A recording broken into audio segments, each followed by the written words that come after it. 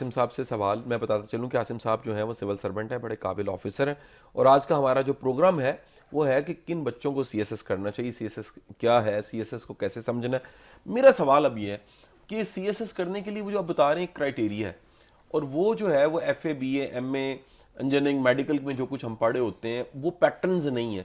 آخر کیا چیک کیا جا رہا ہوتا ہے, کیا اسیس کیا جا رہا ہوتا ہے جس کو اگر ہم پہلے ہی سامنے رکھیں, کلیئرٹی ہو ہمارے گولز کی, بچوں کی, پیرنٹس کی اور ٹیچرز کی, تو پریپریشن اچھی ہو سکتی ہے.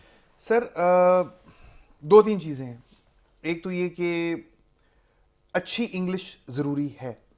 مطلب ایک سی ایس ایس چونکہ بچوں کو کٹ شارٹ کرنے کے لیے ہزاروں میں سے نکال کے اس کو 400 تک لانے کے لیے, جن کا پھر آگے انٹرویو لینا ہے, تو جو criteria federal public service commission استعمال کرتی ہے یا پی پی ایس سی یوز کرتی ہے وہ انگریزی ہے. تو اچھی انگریزی, اچھی سے مراد اچھی گرامیٹیکلی درست انگریزی ہونا ضروری ہے, یہ ایک بات. دوسرے نمبر پر اچھے انالیٹیکل سکلز ہونا ضروری ہے. انالیٹیکل سکلز, تجزیاتی سکلز, کیونکہ سی ایس ایس کے بیچ میں کبھی بھی رٹا بیس چیزیں نہیں آ رہی ہوتی. ایسی کبھی کوئی سوال نہیں آئے گا جس کو آپ گھر سے پڑھ کے گئے ہوں. بلکہ میں تو اپنے اس حد تک فرم ہوں اپنے اس بلیف میں کہ میں اپنے اسٹوڈنٹس کو یا بچے جو مجھ سے رہنمائی لیتے ہیں, میں نے کہتا ہوں کہ اگر کبھی آپ کو لگے کہ آپ سی ایس ایس کے امتحان میں بیٹھے ہیں اور کوئی سوال آپ کو لگے کہ بہت آسان آ گیا, اس کو چیک کریں, اس میں کوئی ٹرک ہوگا, زیادہ دھیان سے اس میں کوئی ٹرک ہوگا. کبھی اتنا آسان سوال ہو ہی نہیں سکتا, اس میں کچھ نہ کچھ بات اس نے لازمی طور پر ڈالی ہوئی ہوگی. تو انالیٹیکل سکلز. تیسرے نمبر پہ سر پریشر ہینڈلنگ.